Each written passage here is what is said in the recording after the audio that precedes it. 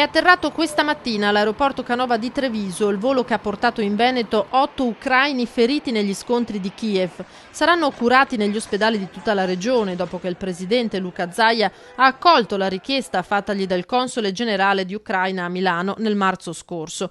I feriti, 7 uomini e una donna, sono stati presi in carico dagli equipaggi del SUEM, 18 gli operatori che li hanno accolti al loro arrivo. Sono persone che presentano gli esiti di ferite d'arma da fuoco, traumi che sono stati sicuramente molto impegnativi al loro esordio, che sono stati trattati in prima istanza nel loro paese e che per le problematiche legate agli esiti del trauma stesso sono stati indirizzati a dei centri di alta specialità. Un 34enne è stato ricoverato al Cafoncello di Treviso, altri 3 pazienti di 27, 33 e 60 anni sono stati smistati tra Venezia e Mestre.